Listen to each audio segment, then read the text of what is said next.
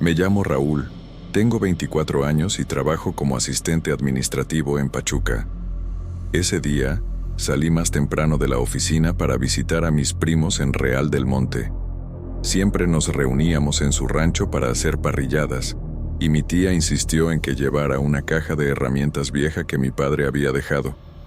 Es pesada, pero de todas formas vas en coche, me dijo.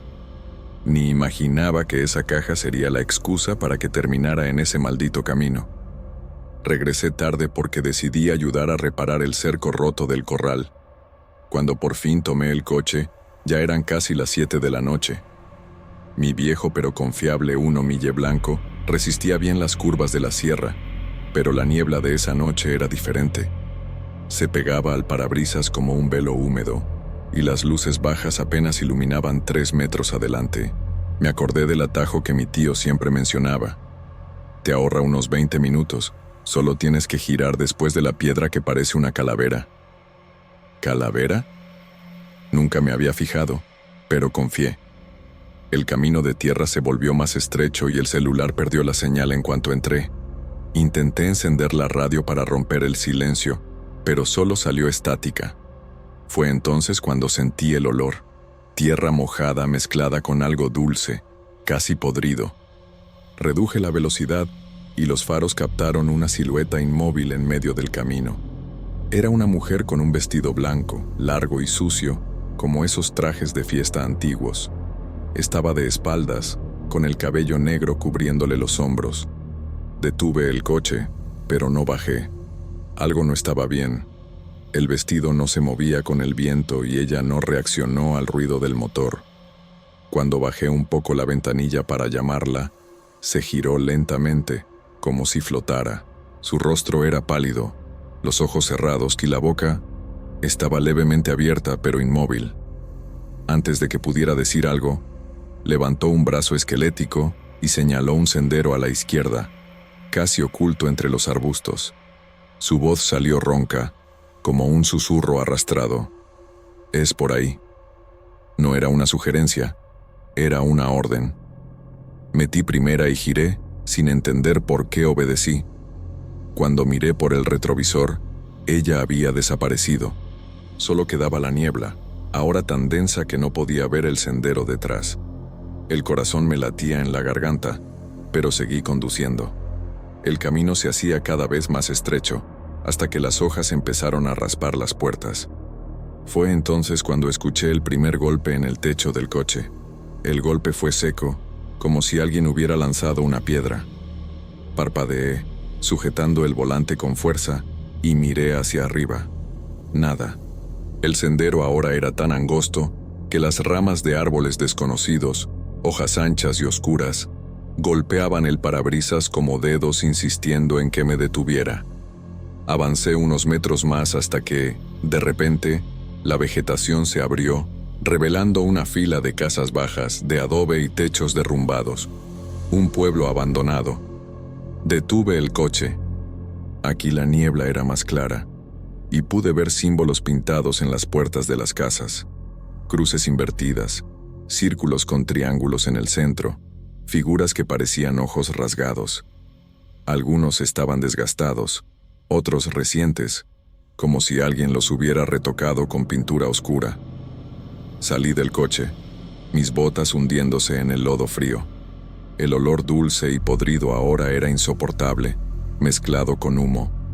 Hoguera, pensé, pero no había luz ni movimiento. La puerta de la primera casa estaba entreabierta. La empujé con el pie y el crujido de la madera resonó en la oscuridad.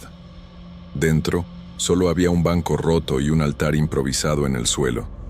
Velas viejas derretidas, huesos de animales atados con cuerdas y una cruz de madera invertida, claveteada con clavos oxidados. Escuché un susurro proveniente de la esquina, como muchas voces superpuestas hablando en una lengua que no reconocí. Quizás náhuatl. Tzincan, tzincan, repetían, acelerando. Corrí de vuelta al coche, pero la puerta del conductor estaba trabada. La niebla comenzó a espesarse de nuevo, y una risa aguda cortó el aire, viniendo de todas direcciones. Miré hacia atrás y vi que la cruz invertida del altar ahora estaba pegada al vidrio trasero, como si alguien la hubiera puesto ahí. Los clavos escurrían un líquido negro y pegajoso que oscurecía el cristal. Intenté encender el coche, pero el motor no respondió. Las voces susurraban más fuerte, y la cruz comenzó a deslizarse, arañando el vidrio con un sonido como de uñas en un pizarrón. Logré arrancarlo en el tercer intento. Salí disparado, con el coche sacudiéndose, atropellando arbustos y ramas, y no miré atrás. El sendero desapareció y ahora avanzaba en la oscuridad, guiado solo por los faros que iluminaban. Figuras, sombras altas y delgadas, paradas entre los árboles. No se movían, pero sus cabezas giraban lentamente, siguiendo mi paso. Solo me detuve cuando el tanque estuvo casi vacío. Estaba en un claro, el cielo estrellado visible por primera vez. Respiré hondo y miré el reloj. 3:17. Fue entonces cuando sentí algo frío escurriendo por mi cuello. Pasé la mano por el hombro. Era el líquido negro de la cruz, y en el asiento trasero, alguien susurró: «No vas a escapar». El susurro fue tan claro que me encogí en el asiento, casi golpeando la cabeza contra el techo. No había nadie atrás, solo la caja de herramientas de mi padre y algunos papeles viejos. Sin embargo, el líquido negro goteaba sobre la tapicería, formando un charco en el suelo. Olía a aceite quemado y sangre seca. Me limpié la mano en el pantalón, pero la sustancia se pegó como si fuera pegamento. Decidí seguir adelante. El uno avanzó tembloroso por un camino, y me detuve en un arroyo para lavarme la cara, pero el agua estaba extrañamente quieta. Sumergí las manos y sentí algo sólido en el fondo. Lo saqué.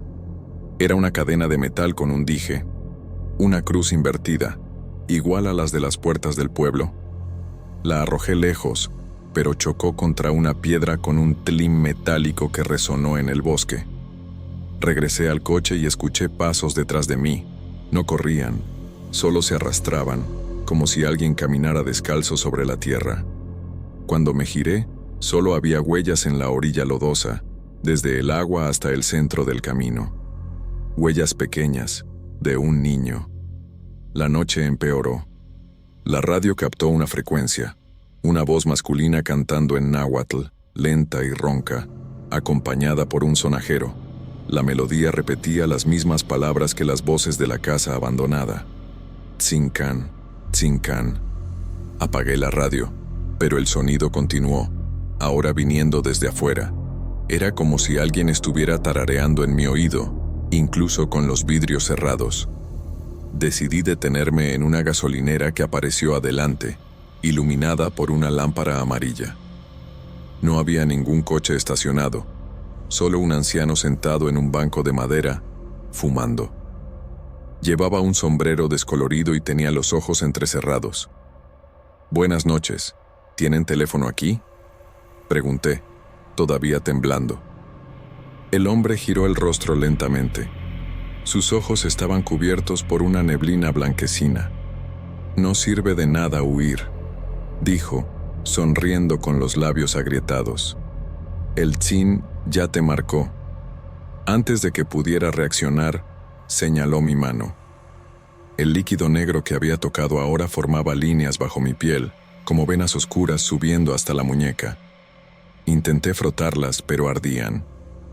Escuché el sonido de pasos arrastrándose de nuevo, viniendo del bosque detrás de la gasolinera.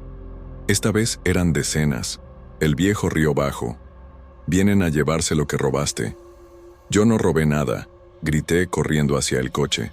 «La caja», murmuró él mientras yo arrancaba. «Llevas lo que es de ellos». Miré al asiento trasero. La caja de herramientas de mi padre, la que mi tía me hizo llevar, estaba entreabierta. Dentro, entre llaves y óxido, había un objeto que no reconocí. Un puñal antiguo, con un mango de hueso y una hoja manchada de rojo seco. El puñal estaba caliente, incluso cubierto de óxido. Lo sostuve sin querer y la hoja cortó mi palma. La sangre se mezcló con el líquido negro y las venas oscuras subieron hasta mi codo. palpitando como gusanos bajo la piel. El canto en náhuatl ahora venía de la propia herida, un coro de voces ahogadas. Tiré el puñal por la ventana. Logré encender el motor del coche y aceleré sin rumbo, siguiendo el único camino que quedaba. Ya no había neblina, solo oscuridad, y los faros revelaron algo adelante, una procesión. Eran figuras vestidas con mantos oscuros, capuchas cubriendo sus rostros.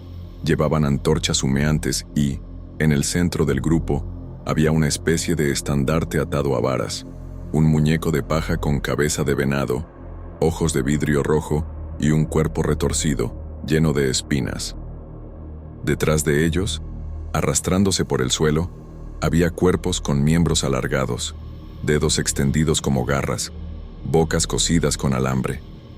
Desvié el coche hacia el acotamiento, pero las ruedas se atoraron en algo blando. Cuando miré por el retrovisor, vi que había atropellado uno de los mantos. Una criatura con piel de serpiente, ojos sin párpados y una boca cosida con alambre. Se levantó, su cuello crujiendo hacia atrás, y me señaló con un dedo roto. Los demás espectros se giraron en mi dirección. Aceleré, pero el coche no pasaba de 30 km/h. El camino terminó en un túnel estrecho, con la entrada bloqueada por una cerca de madera podrida. Salté del coche, sujetando la caja de herramientas sin saber por qué, y corrí hacia el interior del túnel. Las paredes tenían dibujos antiguos, hombres siendo enterrados vivos, animales sacrificados y, en el centro de todo, un puñal idéntico al que había arrojado por la ventana. El aire era helado, y cada paso resonaba como un tambor. Al final del túnel, había una sala circular con un pozo en el centro. De ahí subía un olor a carne quemada. Escuché pasos detrás de mí. Eran los mantos, entrando en el túnel en silencio. Uno de ellos levantó la capucha. No tenía rostro, solo una boca llena de dientes afilados, que se abrió para pronunciar: «Devuelve lo que fue profanado». De entre ellos emergió una figura envuelta en harapos negros, flotando. Su rostro era una máscara de barro agrietada, con agujeros en los ojos. En sus manos sostenía una muñeca de trapo, vestida igual que la mujer del vestido blanco en el camino. «Trajiste de vuelta al Tetzin», dijo la figura, con una voz que era de niño y anciano al mismo tiempo. «Ahora se alimentará». La muñeca en sus manos movió la cabeza, mirándome. Antes de que pudiera gritar, las venas negras en mi brazo comenzaron a arder y caí de rodillas, vomitando un líquido espeso y oscuro. Los mantos se acercaron, cantando, mientras la figura del pozo extendía la mano en mi dirección. La mano de la figura del pozo tocó mi frente. Su piel era áspera como corteza de árbol, y el contacto hizo que las voces explotaran dentro de mi cráneo. Imágenes invadieron mi mente. Hombres antiguos cavando el pozo, atando el puñal con cuerdas hechas de cabello humano, enterrándolo junto a huesos pintados con símbolos idénticos a los de la aldea. El tzin no era un objeto, era un pacto. Algo que ataba a aquellas almas al lugar, y yo había roto el ciclo al arrojar el puñal. Los mantos me rodearon, cantando al unísono, mientras la muñeca de trapo en el suelo comenzó a hincharse, como si algo vivo la estuviera llenando desde dentro. Sus ojos de hilo negro brillaron, y se arrastró en mi dirección, con su vestido blanco manchado de mi vómito negro. «Devuélvelo», repitió la figura del pozo, su máscara de barro resquebrajándose aún más. Recordé la caja de herramientas, tirada en el suelo del túnel. Dentro, entre llaves y pedazos de metal, vi algo que no había notado antes. Un medallón de plata con el símbolo de una cruz no invertida, enterrado en el fondo. Era de mi padre, siempre lo llevaba en el cuello, pero nunca supe de dónde provenía. Agarré el medallón y lo presioné contra las venas negras de mi brazo. Mi piel comenzó a humear, y un grito agudo retumbó en el túnel. La figura del pozo retrocedió, sus harapos ardiendo como papel seco. Los mantos se desintegraron en cenizas, y la muñeca de trapo se desinfló, quedando como un simple trozo de tela sucia. Corrí fuera del túnel, llevándome la caja. Cuando llegué a Pachuca, el sol ya estaba subiendo, pero el medallón en mi mano seguía frío. Fui directo a la casa de mi tía, pero no estaba. Los vecinos dijeron que había salido de madrugada, a visitar parientes en el interior. Nunca la volví a ver.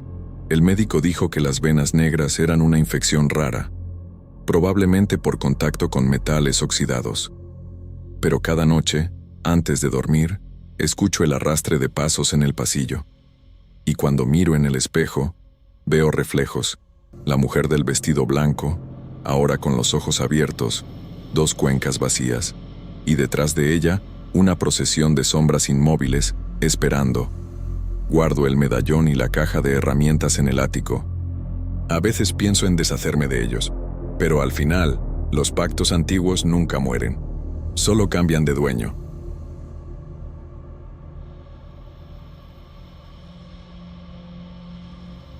Mi nombre es Daniel, y siempre me he considerado un hombre de razón, acostumbrado a tratar con objetos e historias que el tiempo ha olvidado. A los 32 años, mi profesión como restaurador de antigüedades me ha llevado a explorar rincones olvidados del mundo. Pero nada me preparó para lo que viví en un pequeño pueblo de Hidalgo, México. En aquel rincón apartado, las calles eran de piedra irregular, y las casas exhalaban un aire de abandono, como si cada ladrillo cargara memorias de una era de sufrimiento y silencio. Fui contratado por un cliente anónimo, alguien que prefería mantenerse alejado de lo que había encontrado. Mi misión era restaurar un antiguo crucifijo de madera tallada, descubierto en una casa que los habitantes evitaban mencionar. Decían que ahí las sombras parecían tener voluntad propia, y los secretos se ocultaban en cada grieta. Al llegar a la casa para recoger el objeto, el ambiente me impresionó por su melancolía. Una construcción de paredes desgastadas por el tiempo, ventanas rotas y un portón oxidado que rechinaba con cada ráfaga de viento. El silencio era tan profundo que el sonido de mis pasos resonaba como un presagio. Dentro, encontré el crucifijo envuelto en un paño de lino amarillento. Aquel pedazo de madera parecía cargar una historia que iba más allá de los siglos. Sus tallados mostraban rasgos de dolor e inquietud, y el rostro de Cristo, tan peculiar, exhibía una agonía que no se veía en ninguna otra imagen sacra. Mientras desenvolvía el objeto, noté que la madera, además de oscurecida por el tiempo, desprendía un olor húmedo y terroso, como si hubiera absorbido la esencia de los propios secretos de aquella casa. En la base del crucifijo había símbolos grabados con una precisión casi ritual, formas que recordaban ojos que todo lo observan y marcas que parecían letras de una lengua perdida. Aunque no comprendía su significado, una sensación incómoda se instaló en mi interior, como si aquel objeto fuera un vínculo con algo que preferiría no conocer. De vuelta en mi taller improvisado, instalado en un viejo galpón de madera en las afueras del pueblo, comencé a trabajar meticulosamente en la restauración. La iluminación era precaria, hecha de lámparas que parecían luchar contra la oscuridad que se filtraba por las rendijas de las ventanas. Mientras pasaba el paño húmedo sobre los tallados, el ambiente pareció contraerse. Un escalofrío recorrió mi espalda, y el silencio se transformó en un murmullo indistinto, como si voces de otro tiempo intentaran advertirme. Fue entonces cuando noté algo inusual. En la puerta de entrada, una leve doblez en la alfombra. Alguien o algo había pasado por ahí poco antes, pero no había huellas visibles, solo el rastro de una presencia que desafiaba la lógica. Aún inmerso en la tarea de restaurar los detalles del crucifijo, vi la luz del taller titilar por un breve instante, acompañada de un sonido bajo, casi imperceptible, que provenía de los rincones oscuros de la sala.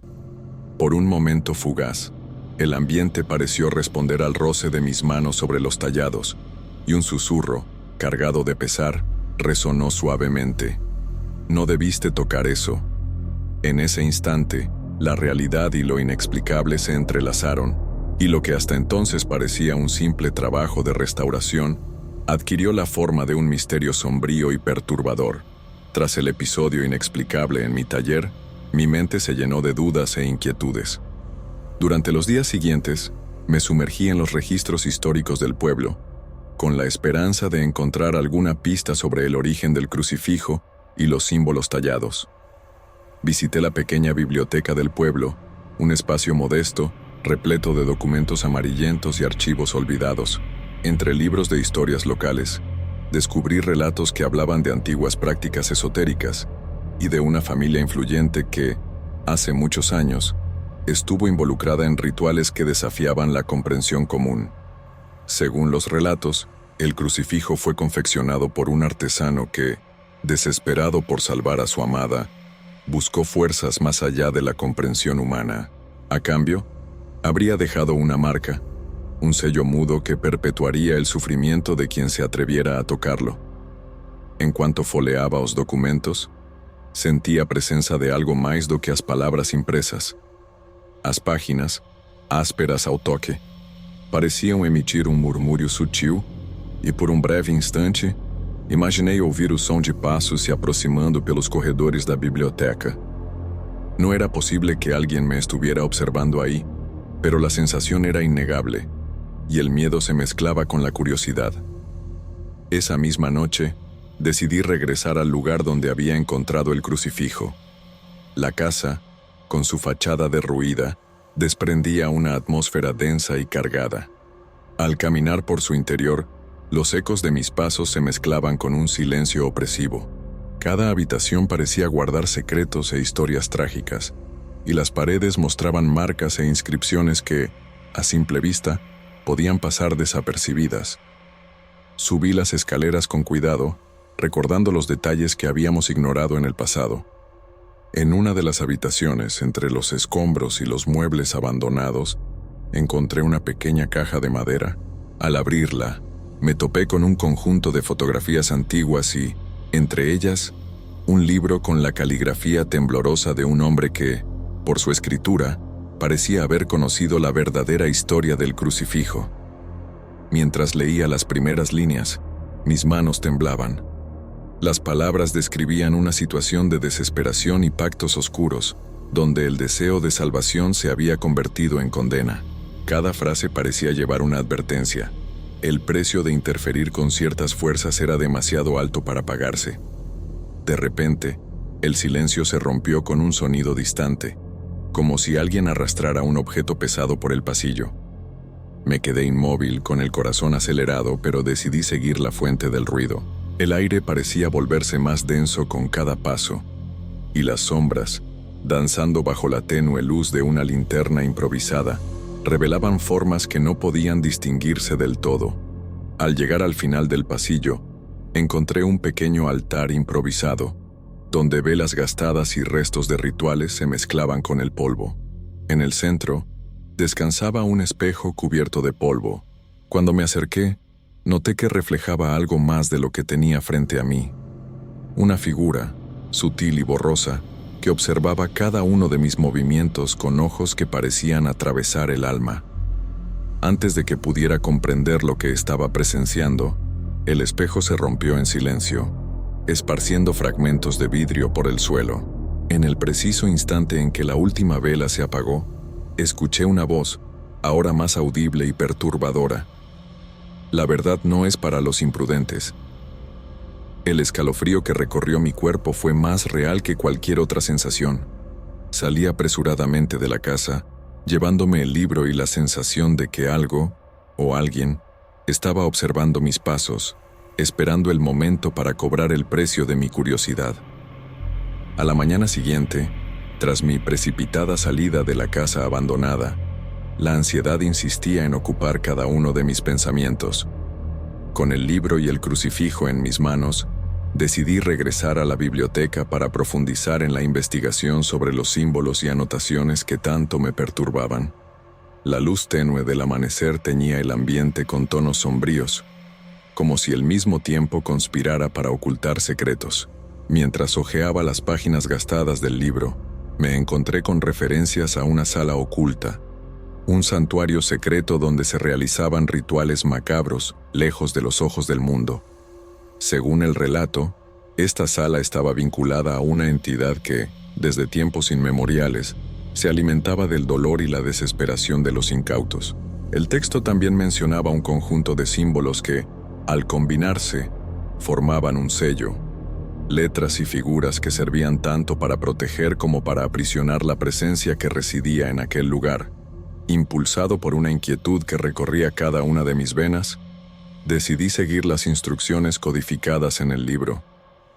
En un callejón de Hidalgo, escondido entre construcciones que el tiempo parecía haber olvidado, encontré la entrada a lo que parecía ser un antiguo almacén. La puerta, tallada con dibujos enigmáticos y marcada por trazos que se asemejaban a los símbolos del crucifijo, emanaba una energía negativa. Al abrirla, fui recibido por un estrecho pasillo, donde el eco de mis pasos convertía cada sonido en un presagio.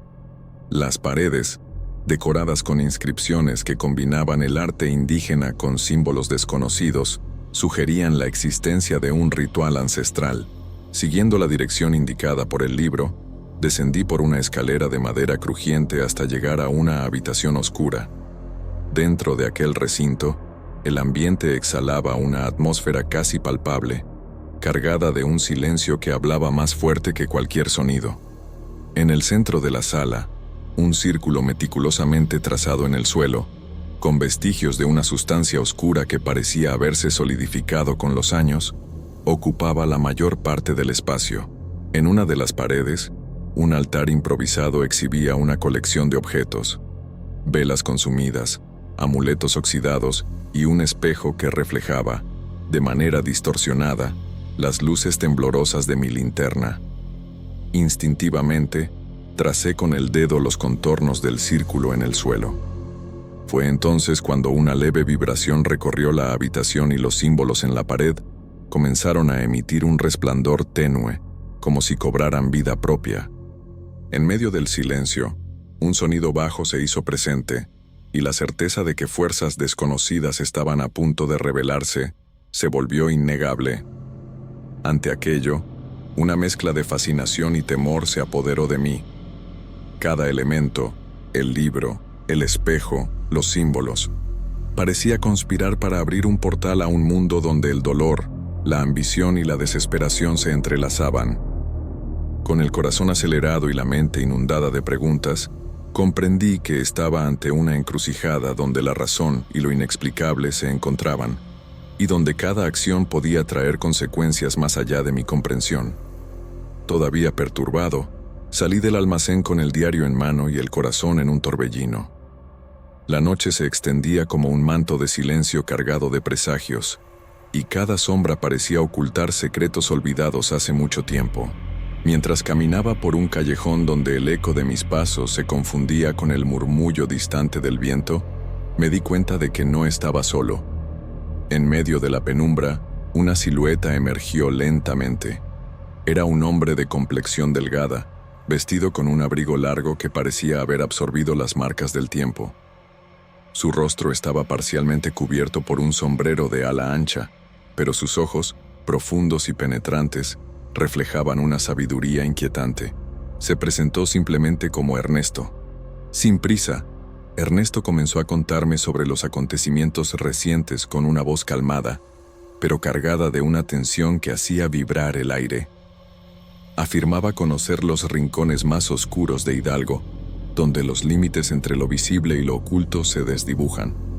Sus palabras llevaban el peso de experiencias vividas, como si cada sílaba estuviera moldeada por la desesperación misma de aquellos que se atrevieron a acercarse a los misterios de la región. Mientras caminábamos juntos por calles desiertas, me reveló que llevaba tiempo siguiendo las señales. La aparición del diario, los símbolos que palpitaban en la penumbra y la energía negativa que emanaba del viejo almacén. Ernesto explicó que, según antiguas tradiciones, ciertas manifestaciones no eran meras coincidencias, sino vestigios de pactos olvidados. Hay fuerzas que se alimentan de la desesperación de los incautos y del peso de las almas atormentadas, advirtió con una convicción que me heló la sangre. Poco a poco, me guió por un camino poco transitado hasta que llegamos a una pequeña construcción de piedra. casi oculta por el abandono. Allí, en un interior modesto pero lleno de amuletos, velas negras y fragmentos de pergaminos, había reunido piezas de relatos y símbolos que sugerían la existencia de un ritual destinado a aprisionar una presencia que, desde hace mucho, se alimentaba del miedo y el sufrimiento de los habitantes. Ernesto me mostró una fotografía antigua en blanco y negro, en la que aparecía un grupo de personas reunidas en torno a un círculo dibujado en el suelo, el mismo que yo había visto, y enfatizó: este es el sello que mantenía a la entidad alejada, pero si llega a romperse. La inquietud en su voz era real, y cada palabra parecía proyectar una nueva sombra sobre mi mente. Entre los murmullos de advertencia y sus gestos contenidos, pude notar que Ernesto no solo cargaba conocimiento, sino también el peso de haber sido testigo de horrores que la mayoría prefiere ignorar. Me confió que, a cambio de su propia salvación, había tenido que vigilar las señales y advertir a los pocos que, como yo, se adentraban en caminos que desafiaban la lógica. Ernesto, con una mirada que mezclaba compasión y resignación, dijo: ahora que tienes el diario, hay un punto sin retorno. Cada decisión a partir de este momento puede abrir grietas por donde el pasado y el presente se funden en un torbellino de consecuencias. Ten cuidado. Las fuerzas que despertamos no son fáciles de controlar. Sus palabras resonaron en mi mente mientras me preparaba para enfrentar lo que estaba por venir. La presencia de Ernesto, tan enigmática como el propio destino, me dejó con una certeza desconcertante. Lo que fuera que estuviera al acecho esperaba una oportunidad para cobrar el precio de mi curiosidad. Después de aquella noche fatídica, mi existencia nunca volvió a ser la misma. Regresé a mi rutina, o lo que quedaba de ella, tratando de recuperar la normalidad que alguna vez conocí. Sin embargo, la influencia de ese encuentro con lo inexplicable se infiltró en cada aspecto de mi vida. Los días se volvieron un enfrentamiento constante entre el mundo tangible y sombras que parecían haber cobrado vida propia. En mi taller, donde antes la madera contaba historias de tiempos pasados, ahora susurraba secretos oscuros. Los grabados del crucifijo, aunque restaurados, me aterraban. Sin previo aviso, imágenes perturbadoras surgían en mi mente, rostros deformados y ensangrentados, presencias que se movían en la periferia de mi campo de visión y una sensación constante de ser juzgado por algo que no lograba comprender. Ernesto, quien había sido mi guía y advertencia, desapareció tan misteriosamente como había aparecido, dejándome con la sensación de que sus palabras resonaban no solo en el presente, sino a través de todos los tiempos. Su ausencia intensificaba la solitaria responsabilidad de cargar con ese peso. Las manifestaciones eran sutiles, pero devastadoras. Pequeños objetos cambiaban de lugar sin explicación. Las sombras se alargaban por los pasillos incluso a plena luz del día, y en momentos de pura quietud, escuchaba voces que parecían emanar de las paredes. Lo más perturbador era la mirada que sentía fija en mí, una presencia invisible, pero inconfundiblemente observadora, que parecía seguir cada decisión, cada gesto. Era como si una conciencia, maligna y ancestral, se deleitara en cada instante de mi angustia. Con el paso del tiempo, fui notando que la influencia demoníaca no se limitaba a mi casa o a mi taller. Se extendía a mi vida personal, afectando relaciones, trabajo e incluso los momentos de esparcimiento. Los amigos notaron mi inquietud, la familia, una distancia inexplicable, como si algo se hubiera arraigado en mi esencia. Me veía incapaz de compartir lo que vivía sin que me miraran con desconfianza, como si contara la historia de un hombre a la deriva entre dos mundos, sin posibilidad de retorno. Hoy, al relatar estos hechos, siento una mezcla de resignación y terror. Sigo viviendo bajo el peso de una presencia que, aún sin forma definida, dicta las reglas de mi destino. Cada amanecer es un recordatorio de que la línea entre lo natural y lo sobrenatural ha sido irremediablemente cruzada. Aprendí que algunos secretos, por más fascinantes que parezcan, exigen un precio que pocos están dispuestos a pagar. Y yo, a través de mi curiosidad, me he convertido en prisionero de un pacto silencioso, condenado a convivir con el legado oscuro de aquel crucifijo.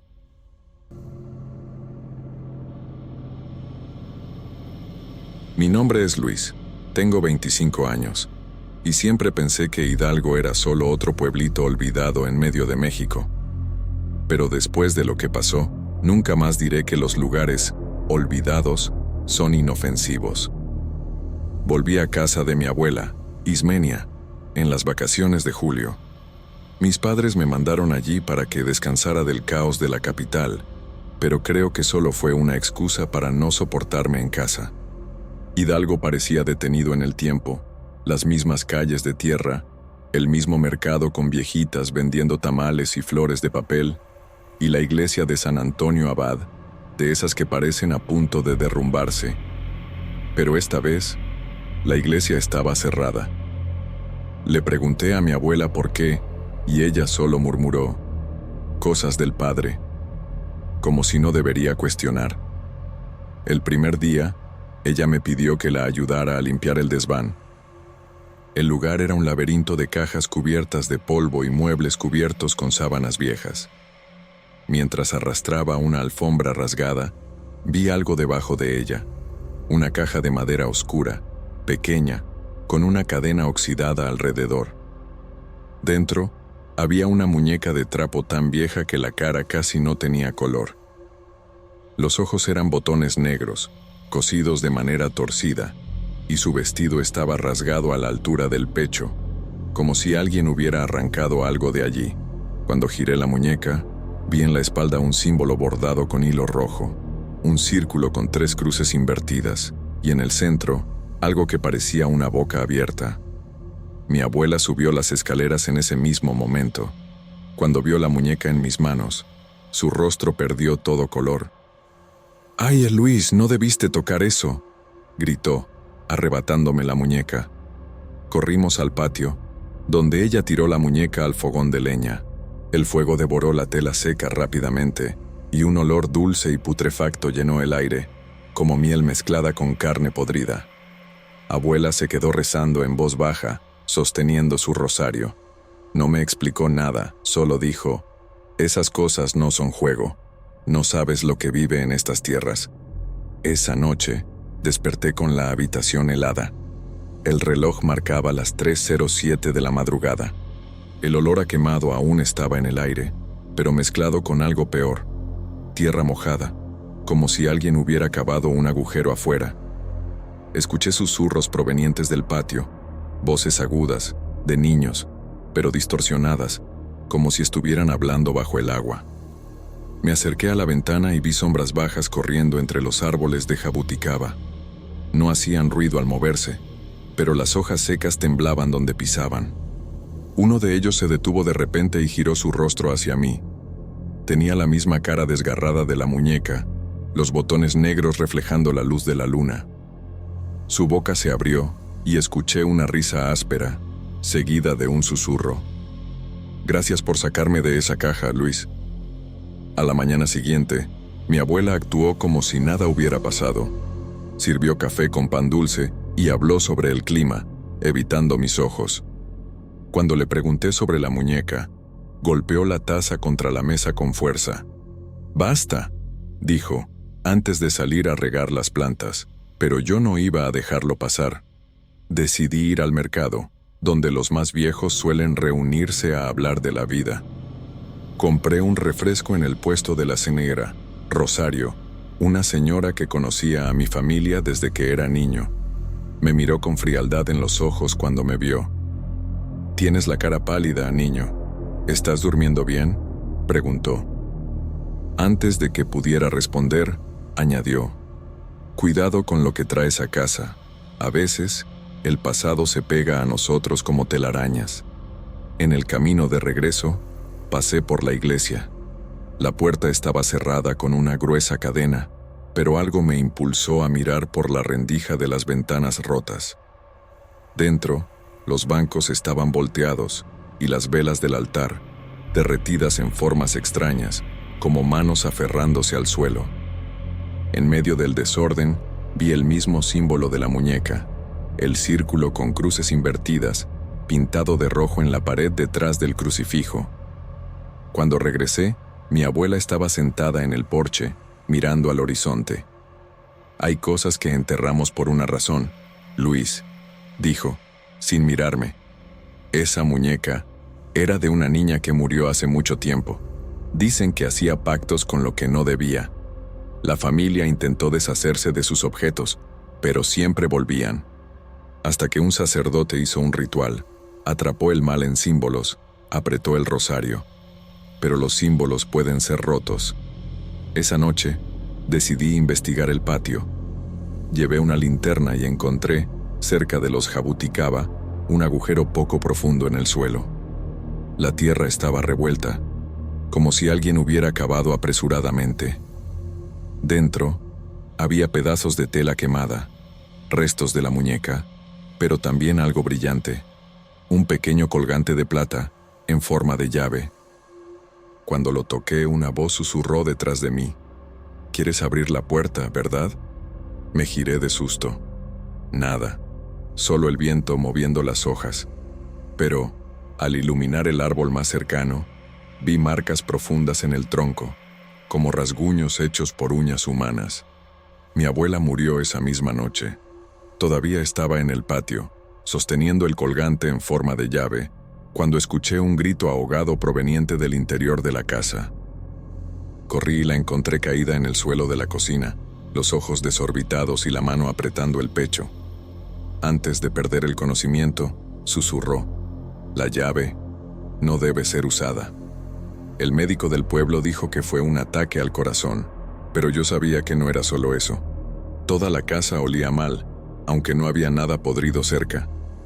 Al día siguiente, mientras ayudaba a preparar el velorio, encontré un cuaderno escondido debajo de su colchón. En las páginas garabateadas había dibujos del símbolo de las cruces invertidas y anotaciones en un español antiguo, hablando de puertas y sangre de la tierra. Una frase se repetía: «Sofía no perdona». Recordé lo que la señora Clara Rosario me había dicho en el mercado y fui a verla. La vieja señora me recibió en la puerta con un vaso de agua y hojas de ruda, una costumbre antigua contra el mal de ojo.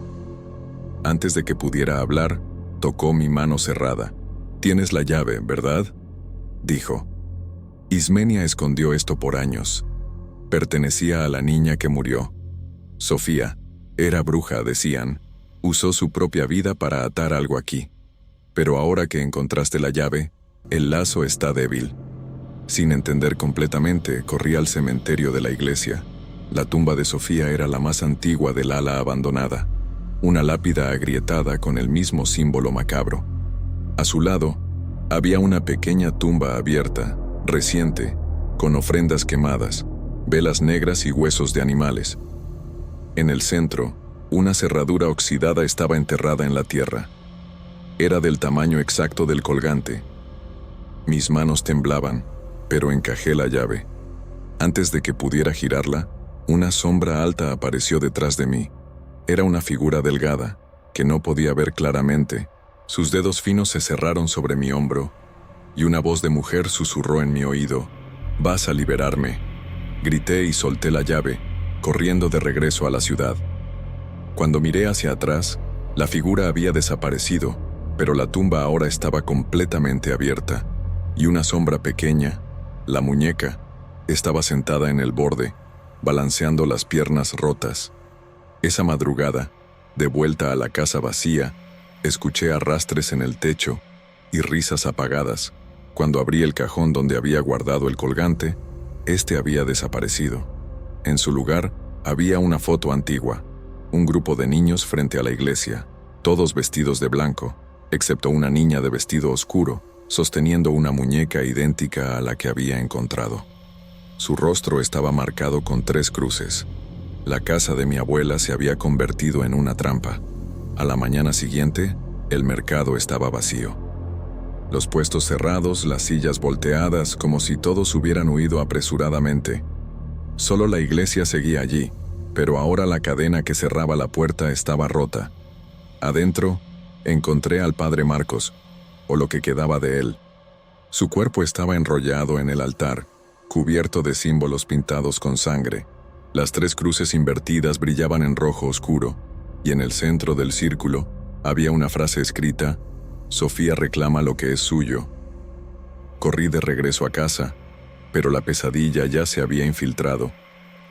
Las paredes del pasillo estaban marcadas con arañazos, y en el espejo del baño, palabras borrosas aparecieron en el vapor. Devuélveme mi muñeca. El lavabo rebosaba con agua oscura que olía a podredumbre. Decidí buscar a la señora Rosario, pero su casa estaba abandonada. En la mesa de la cocina, un plato de comida, y en la pared, fotos antiguas de niños estaban todas volteadas hacia atrás, excepto una, la misma niña de vestido oscuro de la foto que apareció en mi cuarto. Sus ojos en la imagen parecían seguirme. Al caer la noche, escuché golpes en la puerta. Era un hombre del pueblo, el señor Galo, que vendía leña. Estaba pálido, sosteniendo una azada. «Están viniendo», dijo mirando hacia atrás con cada palabra. «Sofía no quiere solo la llave, quiere a alguien para ocupar su lugar. Y tú desenterraste todo». Antes de que pudiera preguntarle quiénes eran, ellos, señaló hacia el bosque detrás de la casa. Los ayudantes de ella, niños que ella se llevó, no están muertos, están atrapados. Esa noche, decidí enfrentar lo que sea que me estuviera cazando. Tomé el cuaderno de mi abuela y descubrí en las últimas páginas instrucciones para un ritual. Sangre de la tierra, 3 gotas sobre el símbolo. Cierra la puerta antes de que ella te jale. No entendía que era sangre de la tierra, pero recordé las ofrendas en el cementerio.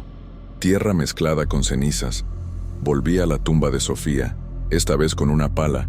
Cavé hasta encontrar una jarra de barro rota, llena de un líquido espeso. El olor era a metal y azufre.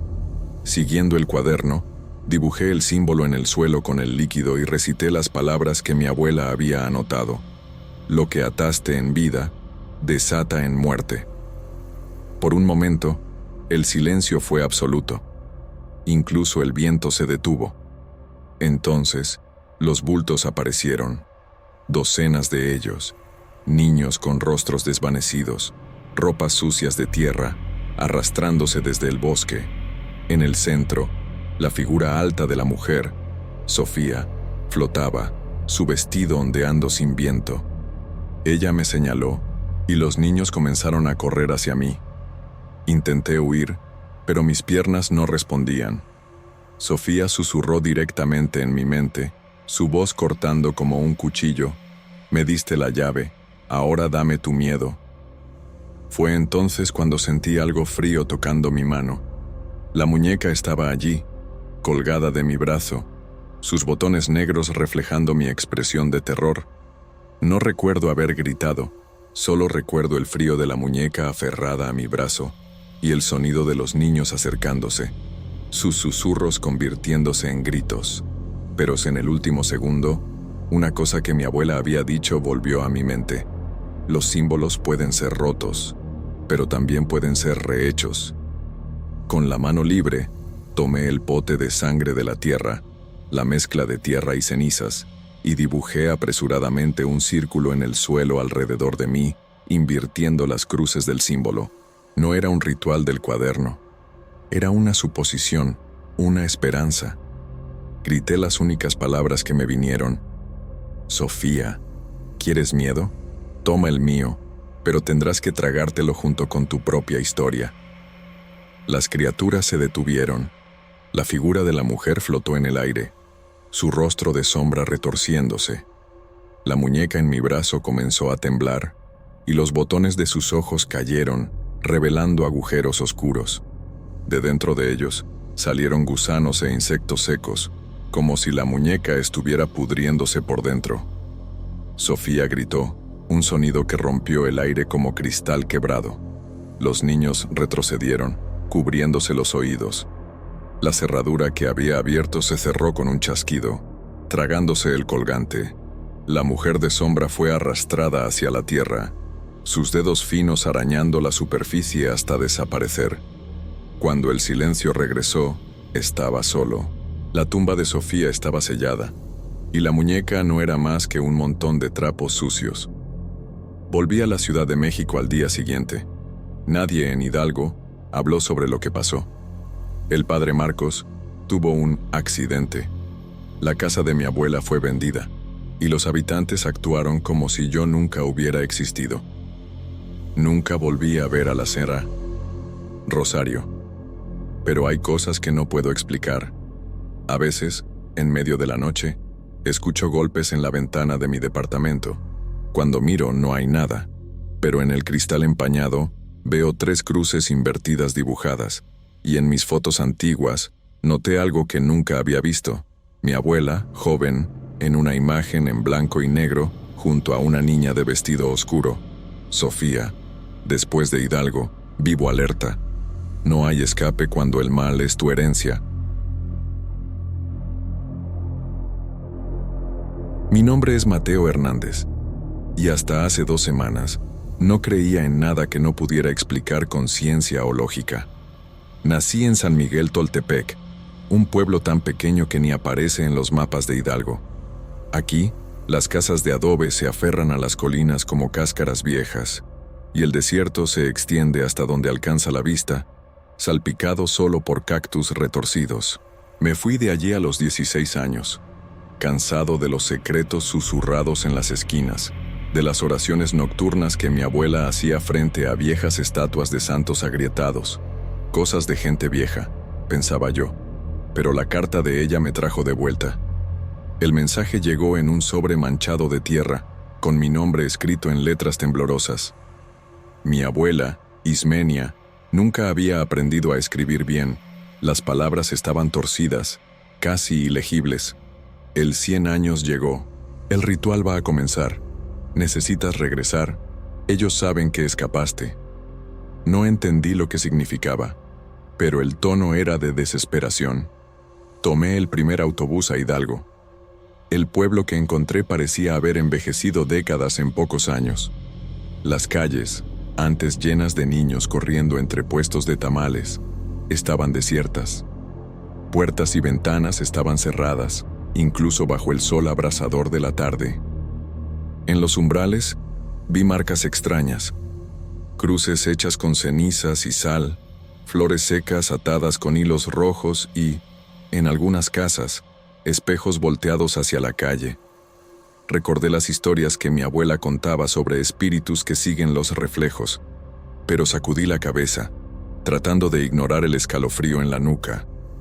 La casa de ella estaba en el borde del pueblo, pegada a un acantilado donde el viento aullaba como un animal herido. Ismenia me recibió en la puerta, más encorvada de lo que recordaba, con los ojos hundidos y llenos de algo que parecía culpa. «No debiste haberte ido», dijo, sosteniendo mi rostro con manos ásperas. «El ritual exige que todas las familias estén presentes. Tu ausencia debilitó la protección». Ella me llevó al sótano, donde una maleta de cuero corroído guardaba fragmentos del pasado, un libro en español arcaico, páginas marcadas con dibujos de criaturas sin rostro, y un diario con anotaciones de mi bisabuelo, fechado en 1924. «La última vez, 3 murieron», susurró, señalando una entrada manchada de sangre seca. «El pacto fue roto por un forastero. Esta vez, no podemos equivocarnos». En la noche del ritual, los habitantes se reunieron en el patio de la iglesia de San Miguel, un edificio abandonado cuyas paredes desconchadas exhibían pinturas desvanecidas de ángeles con ojos vacíos. Las mujeres llevaban velas rojas, el color de la sangre, me explicó Ismenia, y los hombres traían jarras de barro con un líquido oscuro que olía a metal y hierbas amargas. En el centro, levantaban una estatuilla de barro, grotesca, con miembros alargados y una cabeza inclinada hacia atrás, como si estuviera gritando.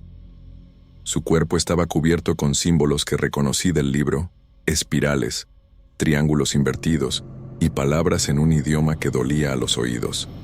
Antes de que la campana marcara la medianoche, Ismenia me jaló hacia el círculo de velas.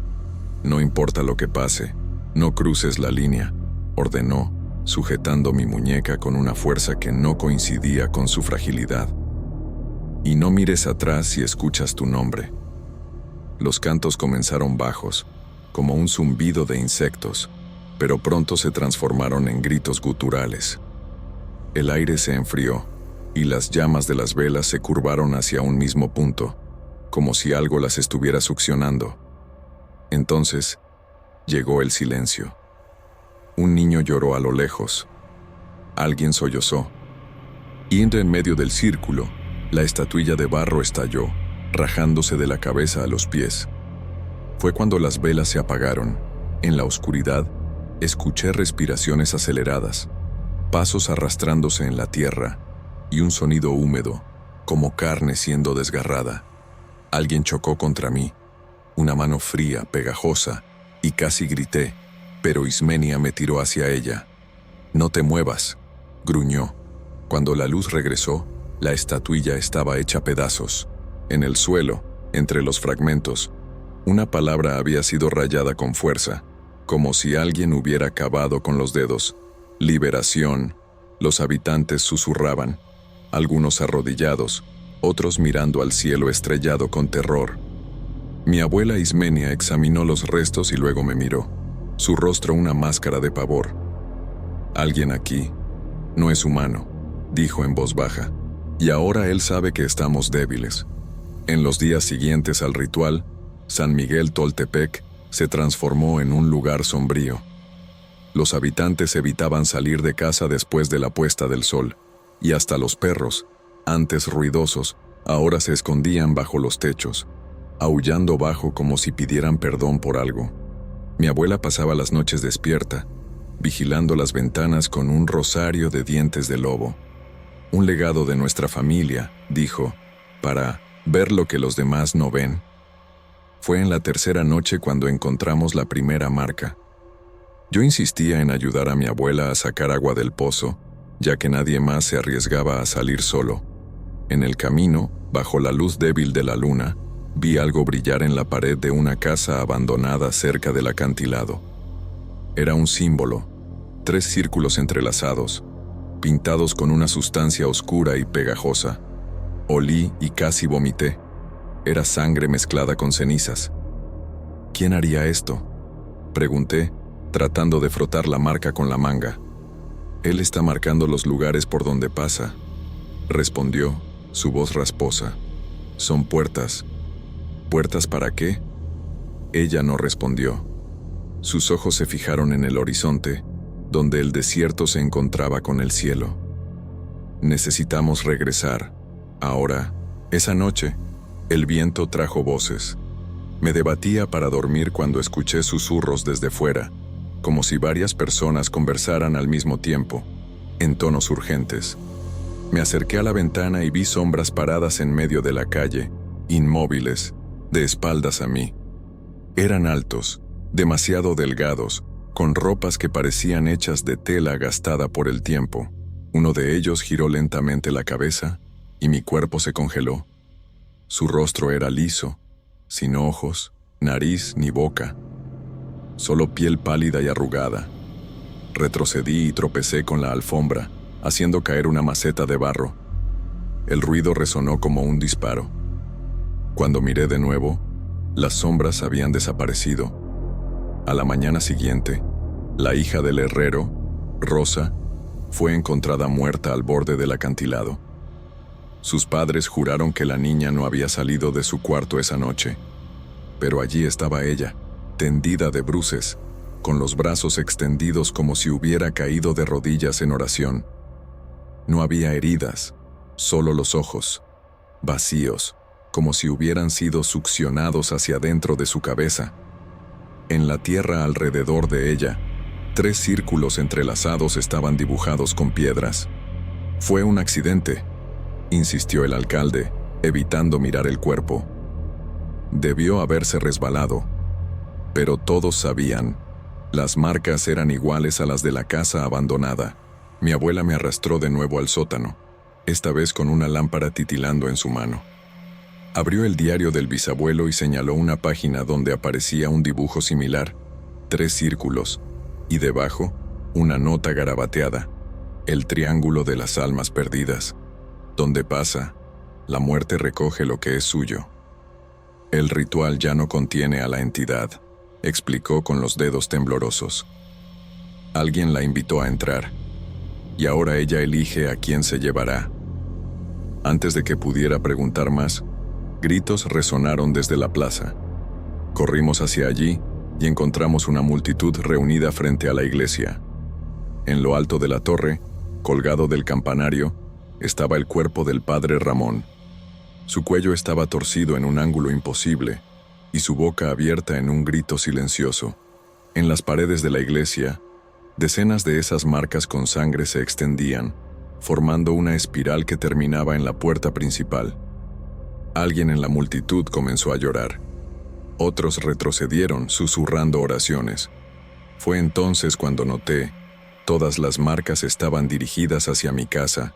Mi abuela Ismenia me agarró del brazo, sus uñas clavándose en mi piel. «Él sabe que volviste», susurró, «y te quiere de vuelta». «¿De vuelta a dónde?», pregunté, pero ella ya se giraba, caminando rápido hacia la casa, murmurando sobre el pozo y lo que está enterrado allí. Mientras la seguía, sentí algo frío deslizar por mi nuca.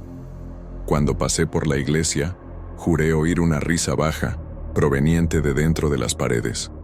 La abuela no me dio tiempo para preguntas. La seguí hasta el fondo del jardín, donde un viejo pozo de piedra se ocultaba bajo una tapa de madera podrida. El olor a tierra húmeda y algo más, dulce y podrido, como fruta fermentada, subía desde las profundidades. Ató una cuerda gruesa en un gancho oxidado y lanzó el otro extremo al abismo. «Baja», ordenó, sosteniendo un cuchillo corto con la hoja manchada de símbolos. «Hay algo allá abajo que necesitas ver». «¿Por qué yo?», protesté, pero ella me pinchó la espalda con el cuchillo. «Porque él no puede tocarte mientras lleves la sangre de nuestra familia. Ahora, ve». El pozo era más profundo de lo que imaginaba. La cuerda rozaba mis manos, y la oscuridad abajo parecía tragar la luz de la lámpara que me había atado a la cintura. Cuando mis pies finalmente tocaron el suelo, vi que las paredes no eran de piedra, sino de huesos. Cientos de cráneos, fémures y costillas estaban incrustados en la tierra, dispuestos en patrones circulares. En el centro, una mesa rústica de piedra sostenía un objeto cubierto por un paño negro. Mis manos temblaban mientras levantaba el tejido.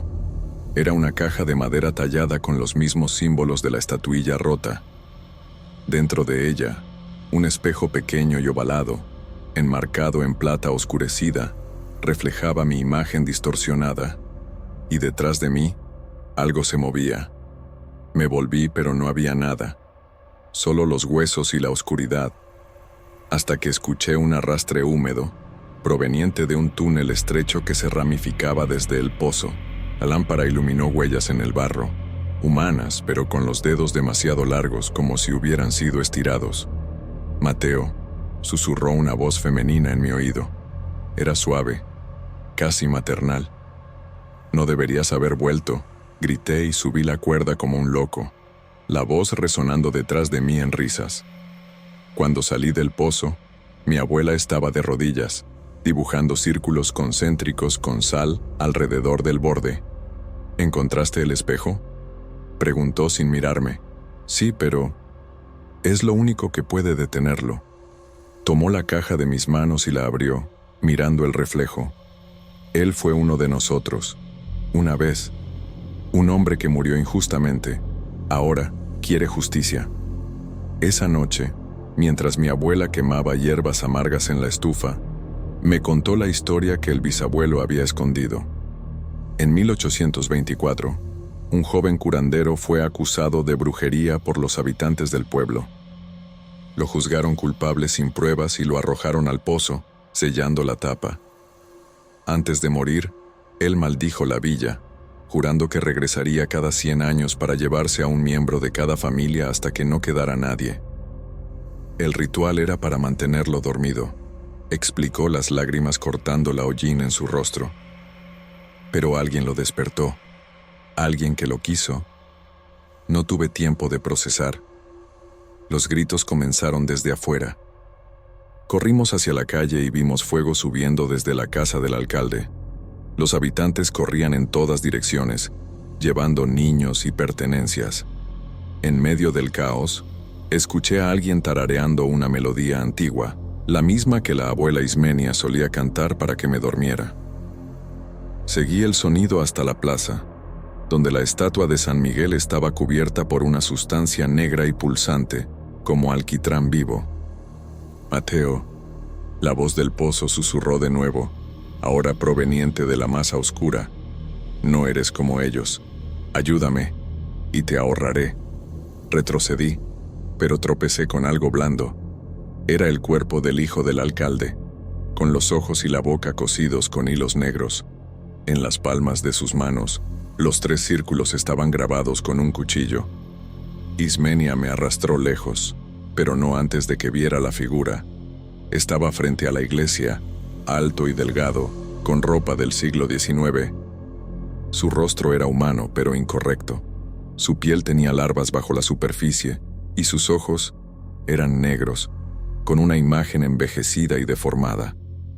«Necesita un cuerpo», gritó la abuela, empujándome dentro de la casa. Alguien lo traicionó, permitió que se acercara. Ahora te quiere a ti. ¿Por qué? Porque escapaste, porque eres el único que aún no le pertenece. Antes de que pudiera responder, la puerta de enfrente se rompió. La figura estaba en el umbral, sus pies dejando marcas de hollín en el suelo. Ismenia me empujó hacia el sótano y arrojó el espejo en mis manos.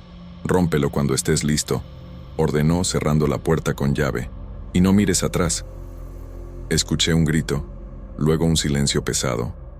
Cuando la puerta se abrió, ya no era Ismenia quien estaba allí. «Abuela», sollocé, pero la cosa con su rostro sonrió, los dientes afilados como agujas. «Ella ya no está aquí», dijo la voz del pozo, saliendo de su boca. «Pero tú me llevarás hasta lo que queda». Corrí hacia el desierto, el espejo helado contra mi pecho.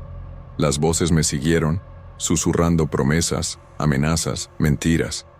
No miré atrás, pero él sigue allí, en los bordes de mi visión, en el reflejo del espejo, y sé lo que tengo que hacer.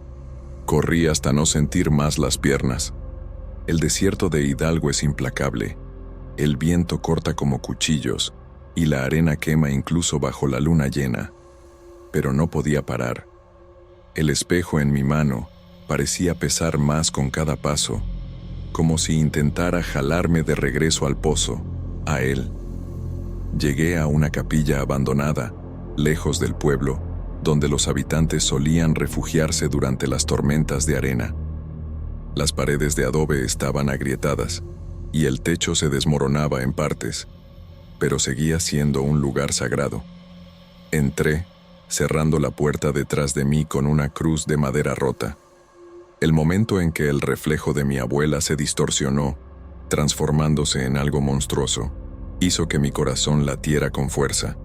La visión de sombras y dientes retorcidos me hizo entender lo que ya intuía. La voz que me llamaba no era la suya, era él, el ser del pozo, manipulando mis emociones y recuerdos, tratando de engañarme. Sin pensarlo, agarré la piedra nuevamente, con las manos sudadas, y golpeé con fuerza el espejo. El vidrio se rompió por completo, esparciendo fragmentos por toda la capilla. El sonido de los escombros se dispersando fue seguido por un grito torturante que parecía venir de las profundidades del propio pozo. La presencia que me perseguía desapareció de inmediato, y la melodía distorsionada cesó. La luz de la capilla se restauró lentamente, y el ambiente volvió a ser silencioso, casi opresivo. Pero algo aún estaba en el aire, una tensión pesada, como si el mal estuviera esperando, solo esperando. Me acerqué al altar, temblando, y miré el pedazo de espejo que quedaba en mi mano. Sentía un peso enorme en el pecho, como si finalmente hubiera liberado un alma atrapada, pero también como si hubiera destruido algo que nunca debía haber tocado. Salí de la capilla y, en el horizonte, vi la primera luz del amanecer. El desierto de Hidalgo parecía ahora más silencioso que nunca, como si la tierra también respirara aliviada. Pero algo me decía que esto no había terminado. La fuerza que representaba el pozo aún estaba allí, observando, esperando. Fui a la iglesia, y allí, al fondo, encontré a mi abuela, viva. Los sacerdotes la rodeaban, pero sus ojos estaban vacíos, como si nada más importara para ella. Ella me miró, y antes de que pudiera hablar, el viento se llevó su voz. Él se fue, ¿pero por cuánto tiempo?, susurró ella, con una sonrisa triste.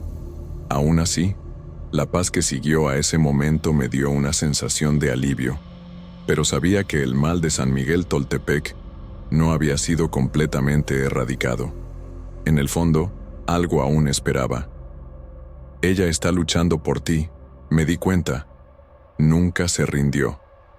Tomé la piedra nuevamente y golpeé el espejo con toda la fuerza que tenía. El vidrio se hizo añicos en 1000 pedazos, y un grito agudo llenó la capilla, tan fuerte que mis oídos sangraron. La figura de mi abuela se desintegró en humo negro, y el viento afuera se detuvo de repente. Cuando el polvo se asentó, el silencio era absoluto.